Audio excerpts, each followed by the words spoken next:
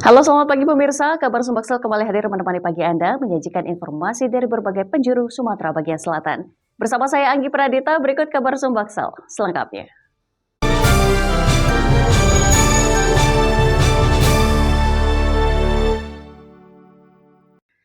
Polsek Sangadesa Polres Musi Banyuasin Sumatera Selatan menciptakan program paling andalan, yakni pangkas rambut keliling secara gratis.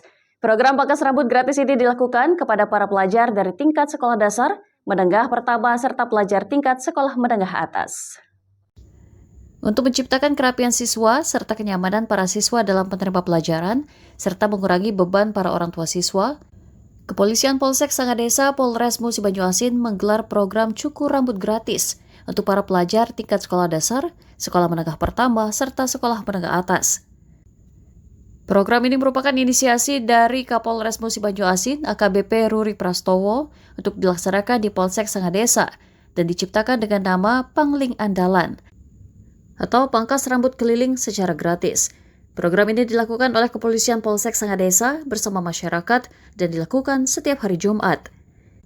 Selain untuk menciptakan kerapian para siswa, juga sebagai bentuk kepedulian polisi dengan para pelajar khususnya, serta masyarakat pada umumnya. Para pelajar yang sudah mendapatkan program makan bergizi gratis dari Presiden Republik Indonesia Prabowo Subianto, kini juga mendapatkan perhatian untuk perawatan berupa gunting rambut secara gratis. Polisi juga akan berkeliling ke seluruh sekolah setiap minggunya untuk melakukan program Pangling Andalan atau gunting rambut keliling gratis.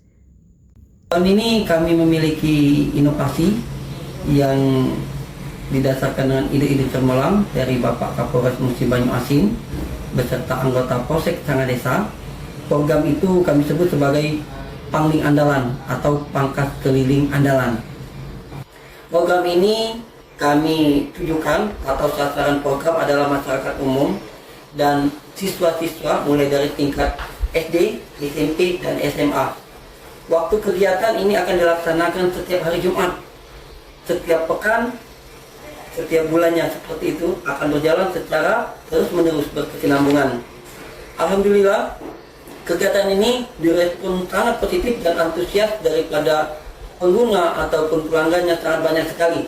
Bisa kita lihat dari beberapa kegiatan, dokumentasi yang diambil dari beberapa kegiatan, itu banyak sekali siswa-siswa yang antrian ingin mendapatkan giliran dipangkas rambutnya oleh anggota kita yang memiliki kompetensi dan dibantu oleh tenaga masyarakat di bidang pangkas rambut.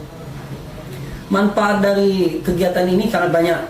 Yang pertama, kita mendapatkan respon dari masyarakat sehingga kita mendapatkan chemistry atau kedekatan dengan masyarakat di sekitar atau masyarakat Kecamatan Sangadesa. Kemudian kegiatan ini juga menciptakan lingkungan yang rapi, terutama pada performan masyarakat atau performan siswa-siswa yang bisa melakukan kegiatan, sehingga ketika dilakukan pembelajaran itu tampak lebih etis atau estetikanya lebih dapat. Kemudian juga program ini bisa mengurangi biaya atau kos yang biasa dikeluarkan setiap bulannya oleh orang tua untuk potong rambut anak-anaknya. Selanjutnya program ini juga bisa meningkatkan kemampuan bagi anggota kami dalam berwirausaha ataupun masyarakat yang diajak dalam kegiatan ini, sehingga nantinya kami harapkan masyarakat ataupun anggota ini bisa mengembangkan diri atau bisa berwirausaha secara mandiri. Dari Musi Banyuasin, Sumatera Selatan, Pujakusuma TV One mengabarkan. Untuk menyukseskan program kerakyatan seperti UMKM, sosial budaya hingga pendidikan, Paguyuban Masyarakat Palembang Bersatu atau PMPB resmi melantik Ketua PMPB DPD Sumsel.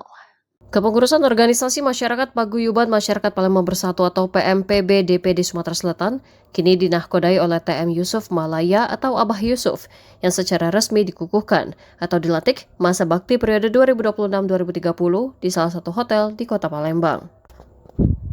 Dalam kegiatan ini sendiri yang dihadiri 95 tamu undangan dan dipimpin langsung oleh Dewan Pembina Syahrul Usman yang merupakan mantan Gubernur Sumatera Selatan serta Edi Santana Putra yang merupakan mantan Wali Kota Palembang, secara resmi memberikan kepercayaan kepada Abah Yusuf untuk memimpin PMPB Sumsel. Setelah pelantikan sebagai Ketua PMPB DPD Sumsel yang akrab dipanggil Abah Yusuf ini mengingatkan seluruh anggota dan pengurus PMPB, baik di tingkat provinsi maupun kabupaten kota, agar humanis dan bermasyarakat. Dan bila mana anggota yang melanggar ADART serta visi dan misi paguyuban PMPB akan ditindak tegas, termasuk diberhentikan. Dan untuk kedepannya, PMPB Sumsel akan menjalankan program yang mendukung UMKM seperti perekonomian, pendidikan, sosial budaya, kesehatan, serta keagamaan yang semuanya akan melibatkan para profesor dengan keahliannya, dokter, dan akademisi sehingga program-program organisasi berjalan dengan baik. PMPB ini sendiri di Sumatera Selatan bukan hal yang baru, namun sudah cukup lama berdiri. Di berbagai kota dan kabupaten saja telah memiliki puluhan ribu anggota yang tersebar di Sumsel. Dan jadi kami itu ingin menjalankan UMKM, ekonomi, pendidikan, sosial budaya, dan juga keagamaan yang memang makanya PMPB mulai dari kemarin sudah menyiapkan profesor, dokter, peneliti untuk membantu kami di dalam pengurusan itu. Kalau yang pertama pembinaan, yang kedua kalau sudah dikasih pembinaan dan kita sudah membuat aturan yang jelas, kalau keluar dari aturan ADART kita keluar. Dan kedepannya, PNPB yang dinahkodai Abah ini bisa bangkit membantu masyarakat luas. Tim TV One mengabarkan. Pemirsa, Grand Final Duta Lalu Lintas 2026 yang digelar Polres Pagar Alam berlangsung meriah dan penuh semangat. Kegiatan ini menjadi ajang edukasi sekaligus pencarian generasi muda pelopor keselamatan berlalu lintas.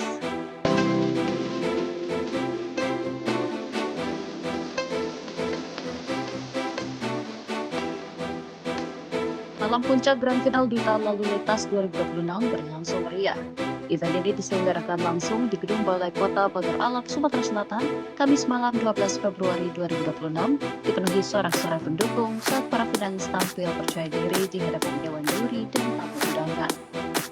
Grand Final Duta Lalu Lintas 2026 ini merupakan puncak dari rangkaian seleksi yang telah berlangsung selama beberapa pekan.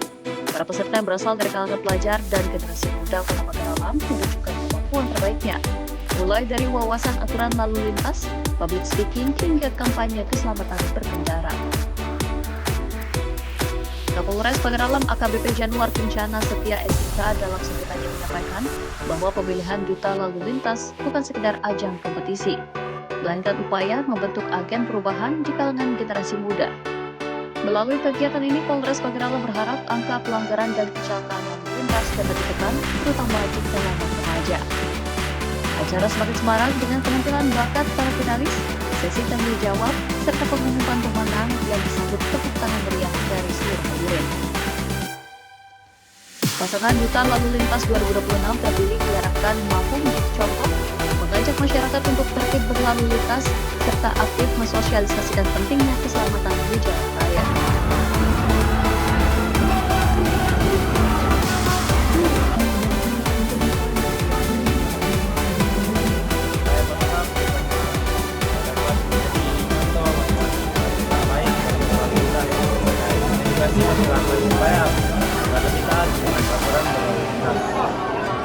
Saya berharap ini dapat menjadi inspirasi saya untuk menjadi lebih baik ke depannya. Dan cita-cita saya adalah saya yakin insya Allah. Amin. Dengan semangat generasi muda, Polres Pagar Alam optimistis budaya tertib berlalu lintas dapat semakin mengakar di Kota Pagar Alam. Dari Pagar Alam, Sumatera Selatan, Kiki Habibi, TV One mengabarkan.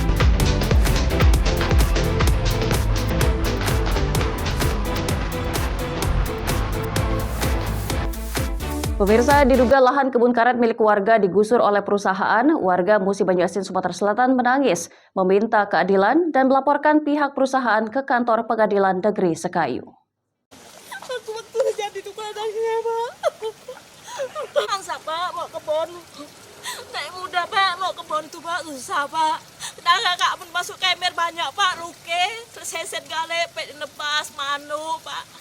Nanam anak parah yang semikak, bakal lengis, dikedok, Pak, tanahku. Seorang warga ini menangis di depan kantor Pengadilan Negeri Sekayu karena merasa kebun karet milik suami dan anaknya diduga digusur oleh pihak perusahaan. Warga meminta kepada pihak perusahaan untuk bertanggung jawab atas hilangnya kebun karet mereka hingga melaporkannya ke kantor Pengadilan Negeri Sekayu didampingi 3 kuasa hukumnya. Sebelumnya, kebun seluas hampir 1,5 hektar merupakan lahan perkebunan karet yang setiap harinya disadap untuk memenuhi kebutuhan hidup mereka. Namun, tanpa ada kesepakatan, pihak perusahaan menggusur dan akan dijadikan lahan perkebunan kelapa sawit. Kebun atas nama Mulyadi serta anaknya Ella Ristiadi berada di kawasan Desa Lumpatan 1, Kecamatan Sekayu, Musi Banyu Asin, Sumatera Selatan. Yang tempat kami garap, cari makan. Cuman itu kebunnya. Iya, cuman itulah Pak, itulah tempat kami makan. Ya, terus digusur oleh PT sampai sekarang belum diganti rugi Pak. Belum ada kabar sama sekali. Diganti rugi nggak oleh perusahaan itu? Belum diganti rugi Pak. Sudah kita tuntut perusahaan untuk ganti rugi. Sudah Pak, sudah kami lapor ke. Tapi dia cewek aja sama kami Pak, nggak ada tanggapan. Kami minta keadilannya Pak. Sementara itu, pemerintah Kabupaten Musi Banyu Asin melalui Camat Sekayu mengatakan bahwa sudah dilakukan mediasi antara pemilik lahan serta pihak perusahaan, namun hingga saat ini belum ada kesepakatan. Menurut Camat bahwa lahan warga siap diganti rugi oleh perusahaan, namun tidak seluas 1,5 hektar. Menurut keterangan di dalam mediasi bahwa pihak perusahaan mengakui bahwa lokasi tersebut masih ada yang tersedia miliknya Pak Mulyadi. Tetapi luasan menurut keterangan dari Pak Mulyadi tidak sesuai dengan apa yang diharapkan. Sehingga perusahaan bersedia untuk mengganti rugi ataupun memberikan tali asi ke Pak Mulyadi, tetapi untuk luasan mungkin nominalnya tidak sesuai dengan harapan dari keluarga besar. Warga pemilik lahan kebun karet tersebut meminta kepada pemerintah daerah untuk segera membantu menyelesaikan sengketa lahan warga ini. Bahkan meminta kepada pihak perusahaan untuk segera bertanggung jawab dan mengganti rugi lahan warga. Sebab lahan kebun karet warga tersebut merupakan tumpuan hidup keluarga mereka. Ya, karena kita memang ini sudah jalan yang terakhir untuk kita menempuh jalur hukum. Karena secara kemarin kita sudah menempuh mediasi baik di kantor pemerintahan setempat, namun memang tidak membuahkan hasil. Dari Musi Banyu Asin, Sumatera Selatan, Pujakusuma, TV One mengabarkan. Pemirsa, 1.600 warga binaan Lapas Kelas 1 Palembang mengikuti pesantren Ramadan dalam rangkaian peningkatan kepribadian menjalankan ibadah bulan suci Ramadan. Kegiatan tersebut diisi dengan tadarus Al-Quran dan sholat berjamaah mulai pagi hingga malam hari. Dalam rangka memberikan keleluasaan untuk beribadah selama bulan suci Ramadan tahun 2026, Lapas Kelas 1 Palembang menggelar kegiatan pesantren Ramadan berupa kegiatan peningkatan kepribadian kerohanian bagi seluruh warga binaan yang beragama Muslim. Meski telah over kapasitas, Lapas Kelas 1 Palembang yang seharusnya menampung 815 orang warga binaan kini telah berjumlah 1.645 orang. Dari 1.645 orang, sebanyak 1.600 warga binaan memeluk agama Islam dan mengikuti rangkaian peningkatan kepribadian di bulan suci Ramadan. Kepala Lapas Kelas 1 Palembang M. Pitra Jaya Siragih didampingi KPLP Indra Yuda dan Kabid Administrasi Kamtib Jimri Anton S. Nababan menjelaskan selama bulan suci Ramadan hampir seluruh warga binaan mengikuti rangkaian kegiatan dipusatkan di lingkungan masjid At-Taubah di dalam lapas. Dilanjutkan dengan kegiatan tadarus Al-Quran di masjid dan juga diisi dengan ceramah kerohanian daripada teman-teman pendampingan pembinaan kerohanian dari Yasri, dan juga selanjutnya dilanjutkan dengan kegiatan sholat Jumat berjamaah apabila di hari Jumat, dan sore hari juga demikian dilakukan kembali kegiatan peningkatan kepribadian dalam rangka pemberantasan huruf hijaiyah dan juga pembacaan Al-Quran secara lebih dalam. Kegiatan di bulan suci Ramadan ini kebiasaan berkaitan dengan bulan suci Ramadan, kami mengadakan kegiatan tadarusan setiap hari dan 1 bulan penuh, dan diteruskan dengan kalau malamnya tarawih dengan isi tuntum seluruh warga binaan mengikuti kegiatan tarawih. Banyaknya kegiatan di luar bagi warga binaan selama bulan suci Ramadan, pihak lapas bekerja ekstra mengawasi dan memastikan kesehatan bagi warga binaan. dengan selalu memberikan makanan yang cukup baik saat sahur maupun berbuka puasa. Di bidang kesehatan juga rutin melaksanakan pemeriksaan kesehatan untuk warga binaan, baik sifatnya mendatangi klinik atau para medis yang langsung datang ke kamar warga binaan. Jadi di lapas kelas 1 kita ini kita ada poli umum, ada poli gigi karena ada dokter giginya, lalu kita ada pemeriksaan rekam jantung juga. Selain itu kita juga bisa ada pemeriksaan laboratorium sederhana seperti pemeriksaan glukocek, gula darah, asam urat, kolesterol, pemeriksaan vital sign itu alat vital itu seperti tensi itu kita ada.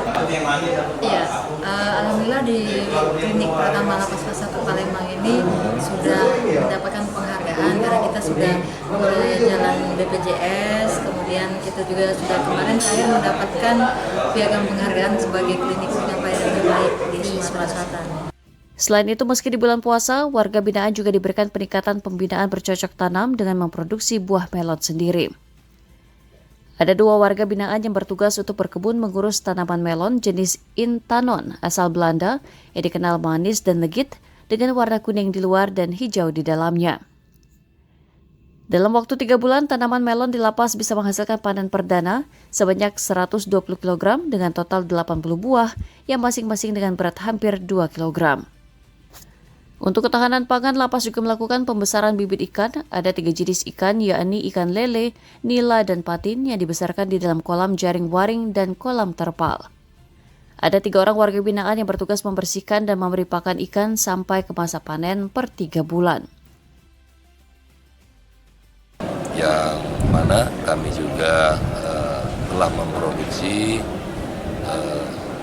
buah melon dan juga melakukan kegiatan ketahanan pangan di bidang perikanan seperti peternakan ikan lele dan juga ikan patin.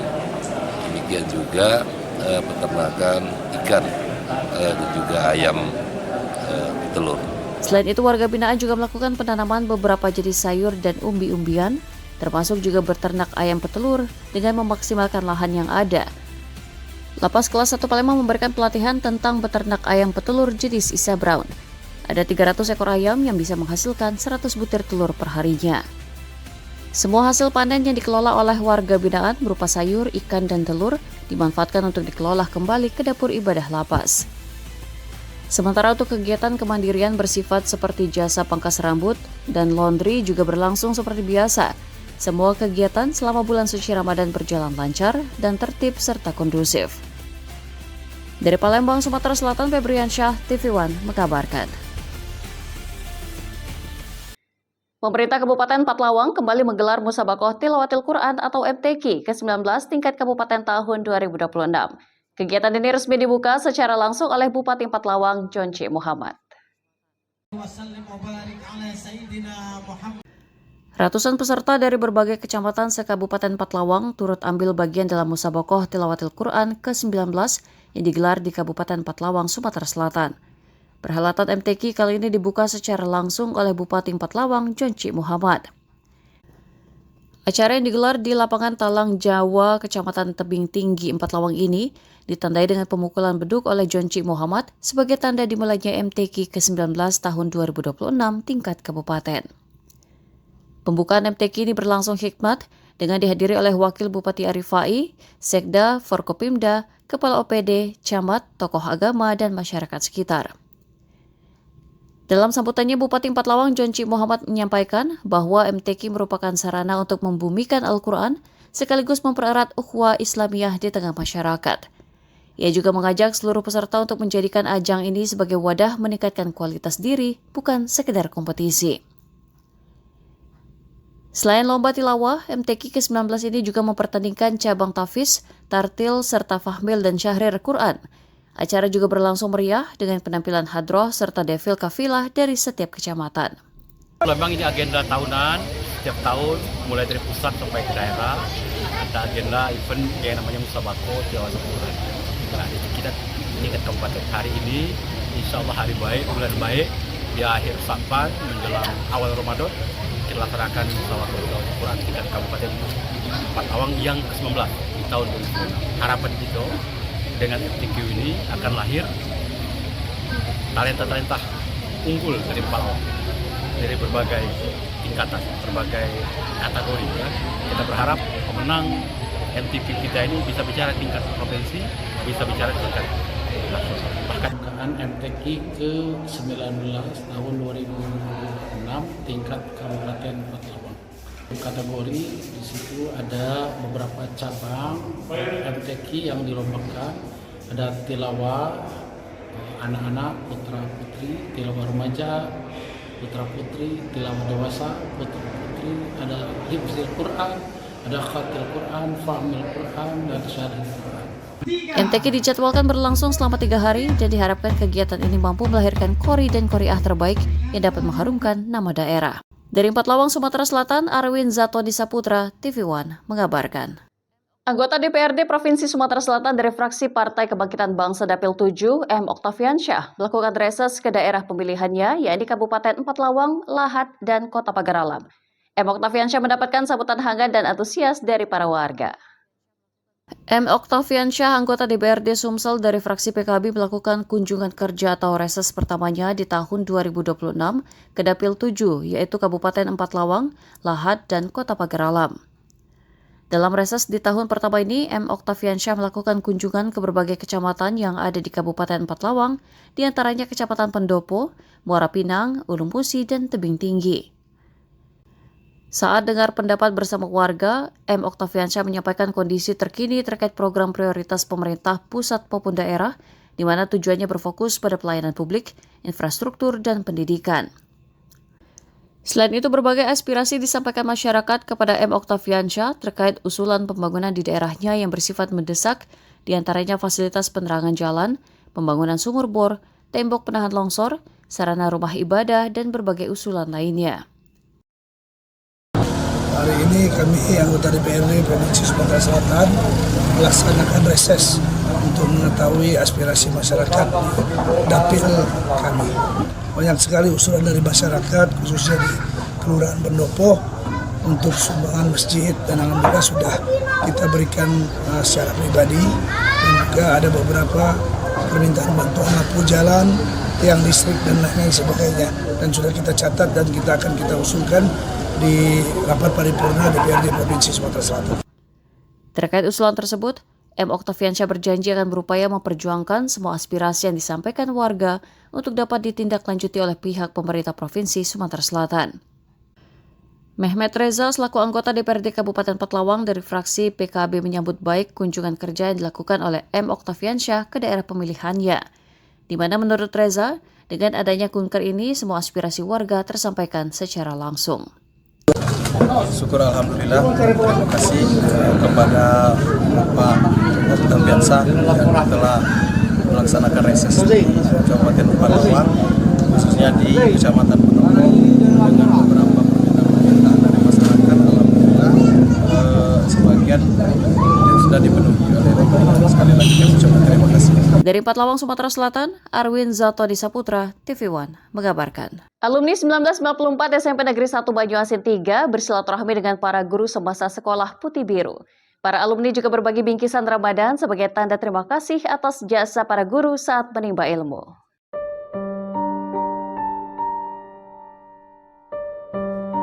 Sejumlah perwakilan alumni 94 Sekolah Menengah Pertama Negeri 1 Kecamatan Banyuasin 3 Kabupaten Banyuasin mendatangi satu persatu para guru semasa sekolah dari tahun 1991 hingga tahun 1994. Satu persatu guru didatangi untuk sekedar berjabat tangan dan bersilaturahmi melepas kerinduan setelah sekian lama tidak bertemu. Belum saja, berbagai cerita muncul saat siswa dan para guru bertemu sembari mengenang masa 30 tahun lebih ketika para alumni menimba ilmu. Suasana hangat dan bersahabat, haru dan bahagia terlihat saat silaturahmi para alumni dengan para guru. Beberapa guru yang didatangi yakni Ibu Linda Hasrini, kemudian Bapak Hasri Hasan, Bapak HM Akib, Kediaman Suprapto, Bapak Aswandi, Ibu Marni dan suami yang juga guru olahraga Bapak Nur Hasan, selanjutnya Bapak Romzah dan Bapak Sukarman serta Bapak Rusihan.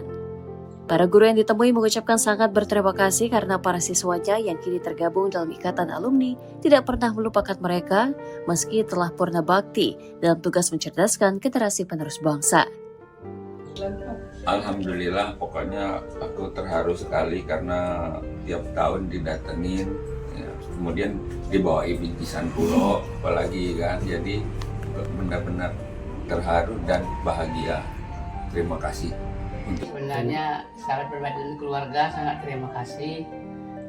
Berarti kamu tuh masih menanggapi ya? Terharu. Ya. Apalagi setelah ini kamu kan mengunjungi seluruh guru-guru kan. Ini kan berarti kamu itu merupakan suatu yang sudah walaupun sudah tamat tapi masih mengenang guru-guru yang sudah lama sejak semua. Itu lebih baik lagi dan seterusnya. Mudah-mudahan kamu panjang umur dan terus berlanjut seperti ini ya. Kami bersyukur. Yang pertama berarti murid itu masih ingat dengan guru itu. Nah itu kan bersyukur ya. Alhamdulillah, terima kasih kunjungan kamu tuh silaturahmi. Jadi berarti murid itu jangan lupa dengan gurunya. Yang kedua, alhamdulillah terima kasih ada bingkisan ini. Terima kasih, semoga banyak rezeki kamu, sehat, panjang umur. Ikatan Alumni 94 SMP Negeri 1 Banyuasin 3 rutin berbagi dengan para guru setiap menjelang bulan Ramadan sebagai tanda ikatan silaturahmi abadi antara alumni dengan para guru tercinta. Dari Banyuasin, Sumatera Selatan, Tim Liputan TV One mengabarkan. Informasi tadi sekaligus mengakhiri kabar Sumbaksel hari ini. Saya Anggi Pradita dan kru yang bertugas mengucapkan terima kasih dan sampai jumpa.